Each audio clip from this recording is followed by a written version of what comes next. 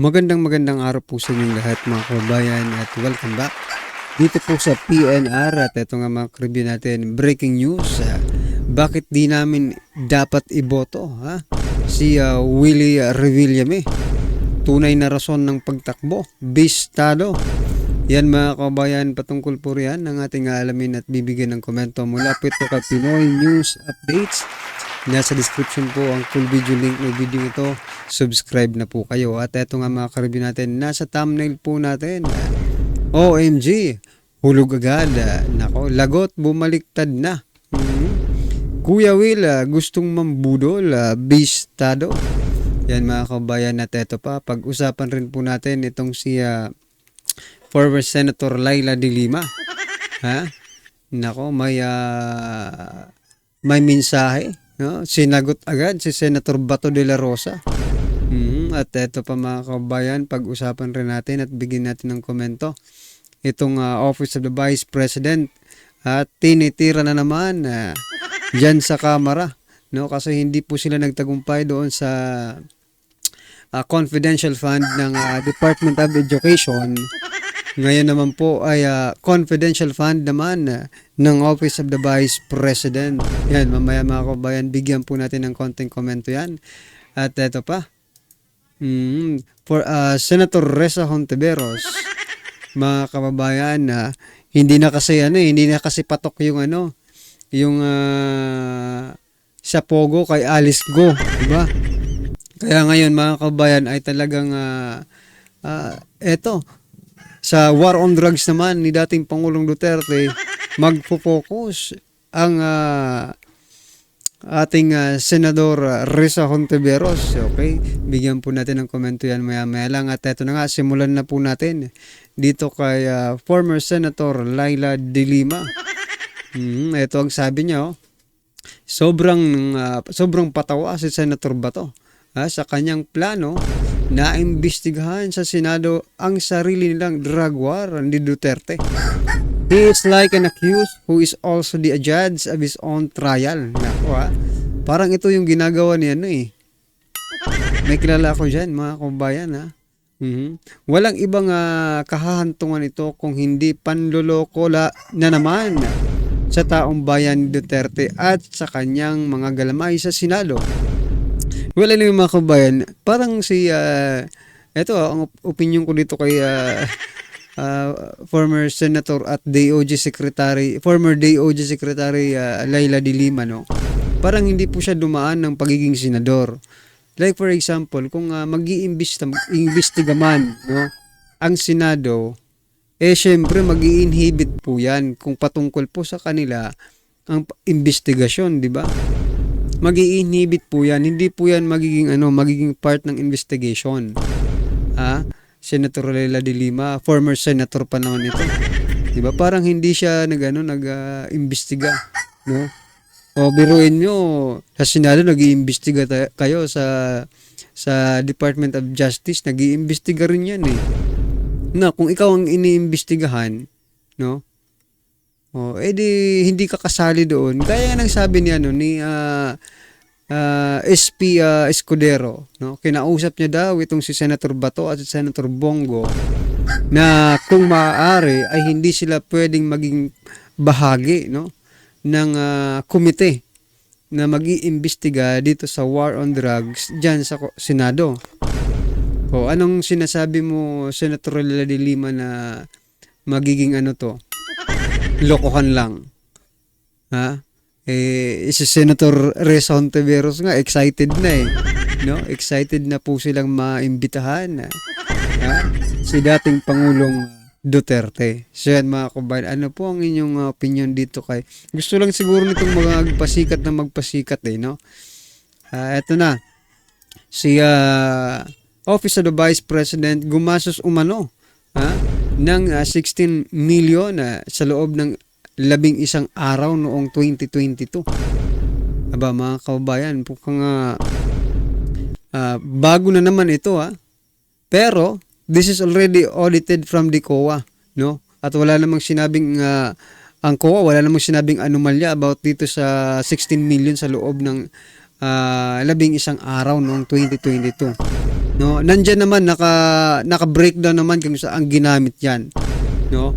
Itong si sino ba ito? Tingnan natin dito sa balita. Si walang nakalagay pero yung yung may salamin na congressman, 'di ba? Yun, si Kong Akop, 'di ba? Itong si Congressman Akop, mga kababayan, ay na-shock. Na-shock dito sa 16 million sa loob ng isang araw for the rent of the safe houses, mga kababayan. Ang tanong ko nga bakit ba gulat na gulat kayo pag si BP Sara ang gumagamit ng pondo ng bayan, ng budget or ng kwarta, ng tax ng ating mga kasamahang Pilipino? Diba? O gulat na gulat kayo sa 16 million eh. Akala niyo naman isang bahay lang 60 million. Marami namang bahay yan na safe houses nga eh. Itong matindi. Sa 16 million, gulat na gulat kayo, pero sa 1 billion mahigit na ginagastos pang ayuda ni Speaker Romualdez, no? Ay hindi kayo nagugulat. Sa 5,500 flood control project, no? Mahigit 1 billion ang ginagastos araw-araw. Hindi kayo nagugulat. Bakit? Anong meron sa million? Anong meron sa millions at anong meron sa billions? Alin ba ang mas malaki? No? At ano ba ang sinisigaw ng taong bayan? Ang sigaw ng taong bayan na, 'di ba? Ipakita niyo yung mga resibo ninyo, mismo kayo. Congressman ako, 'di ba? Hinahanapan po kayo ng resibo ng taong bayan pero hindi niyo po linalabas. Sa kaliwat ka ng pagta-transfer at paggagamit ng mga pondo ng ating bansa, like for example dito sa PhilHealth, 90 billion, almost 90 billion, mga kababayan, ang transfer sa National Treasury para gamitin, mga kababayan, ng ating gobyerno. Hindi po sa health-related project yan. I think ilalagay na naman nila yan. Ito, opinion lang, baka ilagay nila yan sa unprogrammed funds. Naku, yari na. Pag ito kasing unprogrammed funds ang laging, talagang nawawala ng parang bula ang mga kwarta. Hindi lang po yan, pati dito sa GSIS. Nako, 1.4 billion din. Ang ininvest ng kanilang general manager. Nako, kita nyo na yan. Pero kayo mga tunggrista, tahimik po kayo pagdating dyan sa mga ganyang kaso. Pero pagdating kay Vice President Sara Duterte at sa mga Duterte, hindi pa sinasabi, alam nyo na. Hindi pa nilalabas, alam nyo na. Anong meron, di ba?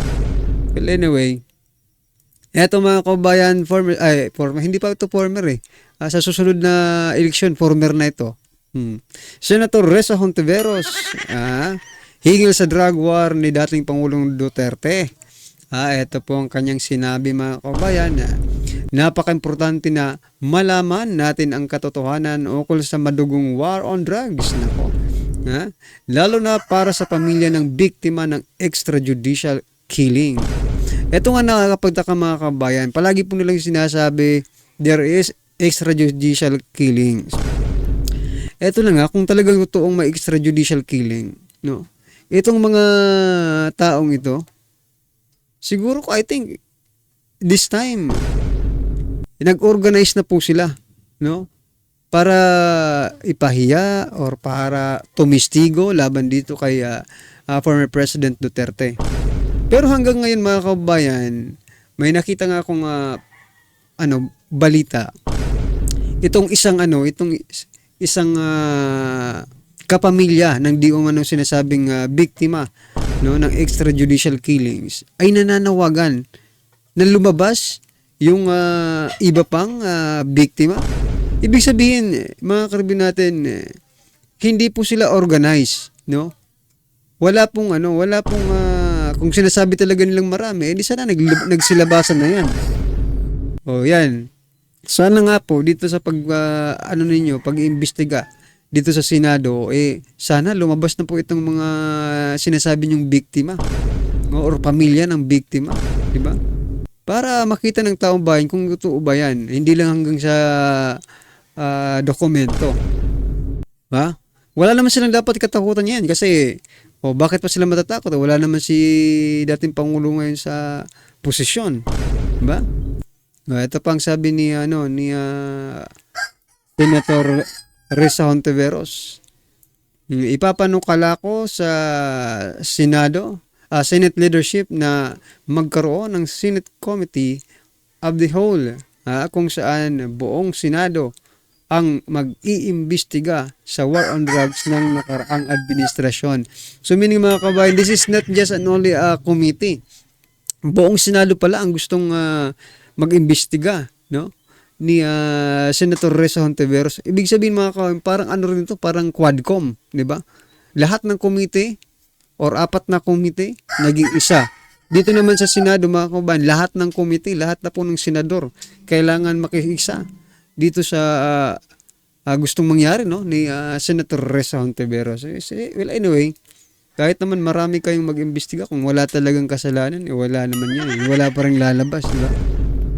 So, ano po ang inyong opinion dito mga kabayan? I-comment lang po sa baba. At eto na nga po, maagang nahulog si Kuya Will. Bistado ang rason kung bakit tumakbo. Eto mga kabayan, pakinggan po natin at bigyan natin ng komento itong video ito. Eto na po. Wala kang maipakitang plataporma o umaasa ka pang ibuboto ka ng madla? Ito ang naging sigaw ng marami sa ating mga kababayan matapos nga di mo naging viral isang interview na isang sikat na TV host at ngayon senatorial aspirant na walang iba kundi si Willie Revillame, kung saan ay tinanong siya ni Gretchen Ho kung ano ba ang mga plano at plataporma nito kung sakaling siya ay mananalong senador sa darating na 2025 midterm election. Ayon nga sa ring sagot ni Willie Revillame ay hindi mo daw niya iniisip ang mga iyon dahil ang priority daw niya ngayon ay kung paano siya mananalo. Mamaya na daw niya iisipin iyon kung sakaling siya ay manalo na bilang senador sa 2025 midterm election. Pero bago tayo So yan mga kababayan, para pala itong si Kuya Will, napanood niyo po ba yung isang babae, no? Yung matandang babae na tumakbong senador this 2024 mga kababayan, no? Tinanong po siya kung bakit ano ang iyong rason kung bakit ka tatakbo. Sabi niya, ano yung mga plataforma mo? Sabi niya, secret daw. Surprise na lang pag nanalo siya. Parang ganun pala ito si Kuya Will mga kababayan, no? There is no concrete platform, no, na or plataforma na inyang inihahain para sa taong bayan, no? Baka mabulol lang tayo mga kababayan. Baka mabulol lang tayo nito. Artista po ito. Tulad ng sabi ko nga sa inyo, artista, malaking sa atin, question mark. Kasi proven at tested na po yung mga artista ay para lang sa mga artista. They are more concerned, no, dito sa mga artista kaysa sa taong bayan. Kapag artistang naaapi, nako, to the rescue po yan. Like for example, yung nangyari kay Maricel Soriano, di ba? Inimbitahan sa Senado, ipinagtanggol ni yung artista, di ba? Pinagtanggol ni Estrada at saka ni sino yung isa? Si Robin Padilla, yan mga kabayan. Anong masasabi nyo dito kay Kuya Will? Mukhang maagang mahuhulog ito iba pala ang nito. Akala ko Duterte ito pero hindi pala. Pasensya na po kayo Buti na lang hindi pa eleksyon. Kasi kung eleksyon na baka pati ako may nabulol sa inyo. O yan mga kabayan, binabawi ko na po yung sinasabi kong suportahan natin to. Wag na. Well anyway, naglabas naman ako ng vlog last week yata yon. Sinasabi ko rin na wag nang iboto ito kasi iba may ugaling pagka-oligarko. tayo magpatuloy mga kababayan, i-click mo muna yung subscribe button pati na din ang notification bell para mas maging updated ka sa lahat pa ng mga bagong videos na i-upload namin. At yun na nga mga kababayan, matapos kumpirmahin at maghain ng Certificate of Candidacy or COC ang isa sa pinakakikat na TV host at yan ay senatorial aspirant na walang iba kundi si Willie Villame, ay agad-agad umani ito ng samot-saring komento mula sa marami sa ating mga kababayan. Marami nagsasabi na marami daw di mo rason kung bakit hindi dapat iboto si Willie Villame. So, ito lang yung sinasabi kong proven at tested na po natin ito mga kababayan. Like for example, nanggaling po sa entertainment at saka sa TV industry, no? Oh, si Noli Di Castro, diba? Si Joseph Estrada, diba? Mga walang nagawa yan sa ating bansa eh. Ha? At marami pang artista siguro ang Lito Lapid, di ba?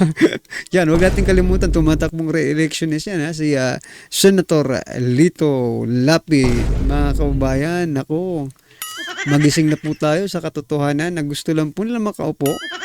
At hanggang pag-upo lang, ha? Oo nga eh, si Lito Lapid hanggang upo lang, hindi po ako nakarinig ng ni isa nagsalita, nag-imbestiga, nag-ano pa man sa Senado ba pinapapasweldo po ng taong bayan. Dahil una na nga daw di mo na dito ay hindi siya i-endorso o ini-endorso ni dating Pangulong Rodrigo Roa Duterte at miski isa sa kanyang mga speech ay hindi niya nabanggit ang dating Pangulo. Matatandaan kamakailan lamang sa isang interview kung saan tinanong ang senatorial aspirant kung bakit hindi ito sumanib sa partido ni dating Pangulong Rodrigo Roa Duterte at agad namang isinagot ito ng TV host at ayon nga sa kanya ay hindi naman daw siya nilapitan ni dating Pangulong Rodrigo Roa Duterte ngayong handa na siyang tumakbo sa pagkasenador. Dahil nga sa naging statement na ito ni Willie Revillame, marami sa ating mga kababayan ngayon, lalong-lalo na mga solidong taga-suporta ni dating Pangulong Rodrigo Roa Duterte ang nagsasabi na bakit naman daw aantayin pa niya na lapitan siya ni dating Pangulong Rodrigo Roa Duterte kung alam naman niya na hindi pa kumpleto ang senatorial ball ng PDP laban. Ganyan na lang ba talaga kataas ang tingin ng nasabing senatorial ball sa kanyang sarili? Ito lang ang naiisip ko mga kababayan, no?